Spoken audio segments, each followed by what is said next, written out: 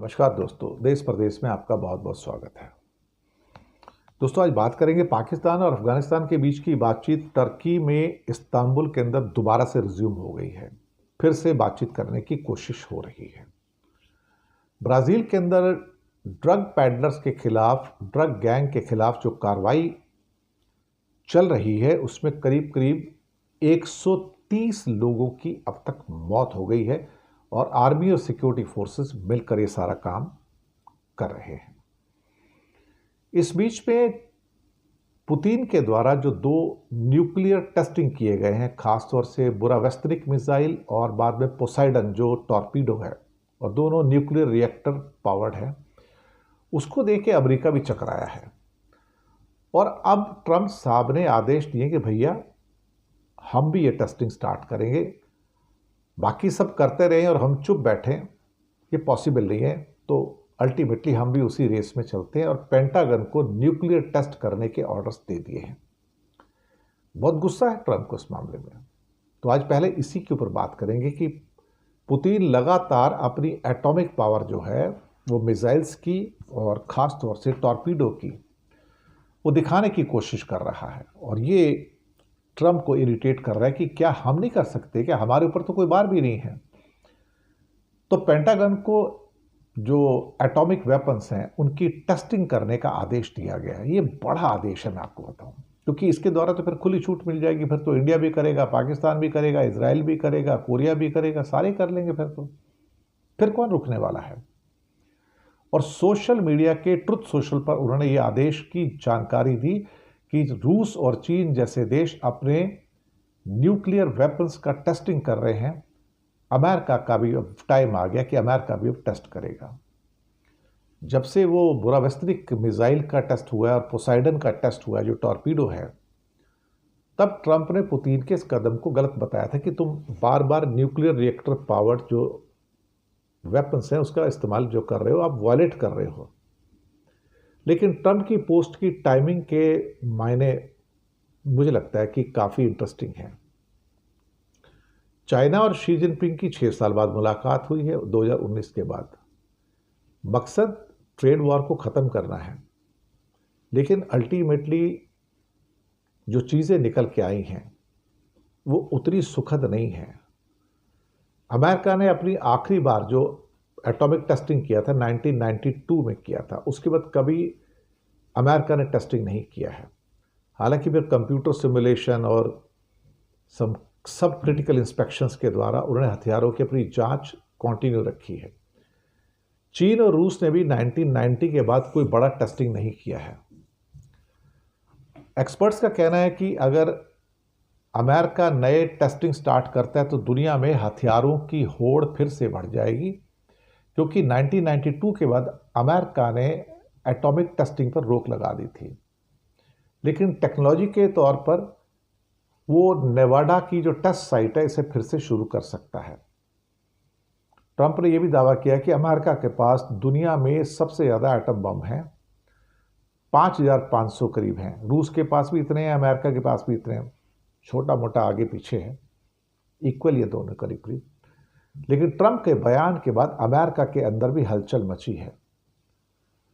अब अमेरिका में नेवाडा की एक कांग्रेस मेंबर है, यानी कि पार्लियामेंटेरियन है, डीना टाइटस। उनका कहना है कि वो एक बिल लाने जा रही हैं कि ताकि किसी भी किस्म की न्यूक्लियर टेस्टिंग को रोका जा सके। पर क्या ये हो पाएगा, नहीं पता। आते अगली खबर के ऊपर कि अफगानिस्तान और पाकिस्तान दोबारा से बातचीत शुरू हुई है इस्तांबुल के अंदर। बीच में रुक गई थी। पहले कतर मीडिएशन कर रहा था, फिर उसके बाद टर्की ने मीडिएशन किया, फिर ईरान ने बीच में ऑफर किया लेकिन एक बार फिर से टर्की ने इस्तांबुल में वो पीस मीटिंग फिर से स्टार्ट करवाई है। और उनका कहना है कि भाई सैकड़ों लोग झड़पों मारे जा चुके हैं, तो उसको रोकने की ज़रूरत है। तो अच्छा ये होगा कि हम इसको दोबारा से बातचीत करके अपने मसलों को सुलझा लें। कुछ लोग कहते हैं कि जो मसले थे ज़्यादा करके वो पीसफुली सुलझा लिए गए हैं, लेकिन पाकिस्तान की कुछ डिमांड है जिसको सुलझाना आसान नहीं है, उसके लिए वक्त चाहिए होगा। अब इसमें कई किस्म की डिमांड है। तहरीक तालिबान पाकिस्तान एक जो ग्रुप है, उसके ऊपर भी कुछ जो पाकिस्तान के ऑब्जेक्शन है उसकी बात है। और इसके अलावा सिराजुद्दीन हक्कानी का ऑनलाइन पोस्ट था। उनका कहना है कि पाकिस्तान से अफ़गानिस्तान में टेंशन पैदा करने के बजाय अगर वो अपनी समस्याओं को सॉल्व करे तो ज़्यादा अच्छा होगा। और लगातार अगर हमारे कंट्री के अंदर वो इंटरफेयर करेंगे तो फिर उनको भी कीमत चुकाने के लिए तैयार रहना चाहिए। उनका कहना है कि हम तो इक्वल फुटिंग पे बात करेंगे आपसे, उसके बिना हम बात नहीं करेंगे। ये बात भी सही है उनकी। एक आखिरी खबर पे आएंगे, ब्राज़ील से खबर, जो कि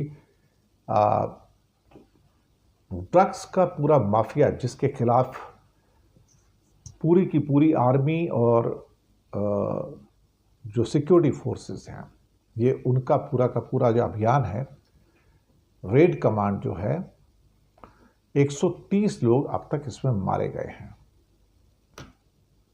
और यूएनओ और कई ह्यूमन राइट्स कमीशन ने इसके ऊपर ऑब्जेक्शन जताए हैं कि ये किस किस्म की रेड है।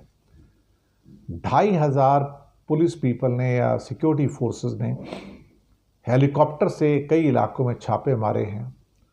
मरने वालों में कई पुलिस के लोग भी मारे गए हैं। 130 से ज़्यादा जो सिविलियंस हैं वो मारे गए हैं, लेकिन बताया जा रहा है कि वो सारे ड्रग लॉर्ड्स हैं।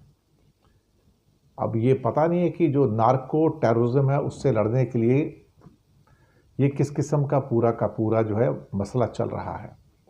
कहा जा रहा है कि ब्राज़ील की सड़कों पर लाशें बिछी हुई हैं और ब्राज़ील के हाल के इतिहास में सबसे वायलेंट ऑपरेशन में से एक है।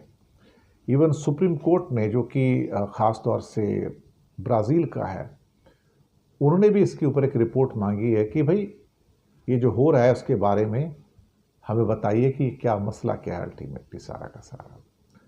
और एक आखिरी खबर यह है कि चबहार पोर्ट जो नई सैंक्शंस लगाई थी अमेरिका ने, उसमें भारत को 6 महीने की छूट दे दी है। तो 6 महीने तक इंडिया चबहार पोर्ट को फिर से मैनेज कर पाएगा। मुझे लगता है कि ये अपने आप में बड़ी चीज़ है। यानी कि अब हर चीज़ के लिए हम अमेरिका पे डिपेंड हो गए हैं कि अमेरिका हाँ करेगा तो हाँ होगा, अमेरिका सैंक्शन लगाएगा तो हम काम नहीं कर पाएंगे, अमेरिका सैंक्शन उठा लेगा तो हम लोग काम कर पाएंगे।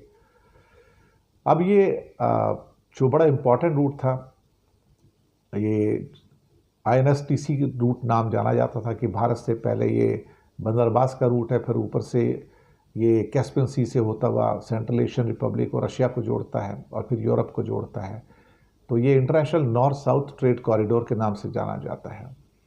लेकिन एक बार फिर से चबहार पोर्ट, जहाँ पे इंडिया ने काफ़ी पैसे लगाए हुए हैं, हज़ारों करोड़ रुपए लगाए हुए हैं, एटलीस्ट अब 6 महीने के लिए जो पूरा का पूरा सैंक्शंस हटाई गई हैं भारत के लिए चबहार से, वो एक किस्म से एक राहत की खबर तो भारत के लिए 100% है। इस हो सकता है कि ये थोड़ी सी पहली बार ढील मिली है, तो एक पॉसिबिलिटी ये हो सकती है कि कोई ट्रेड डील वहाँ पर भी शायद कुछ छोटा मोटा कुछ हो जाए, क्योंकि चाइना के साथ ट्रेड डील हुई है तो हो सकता है भारत के साथ भी कोई अच्छी ट्रेड डील हो जाए। शुक्रिया आपका बहुत बहुत।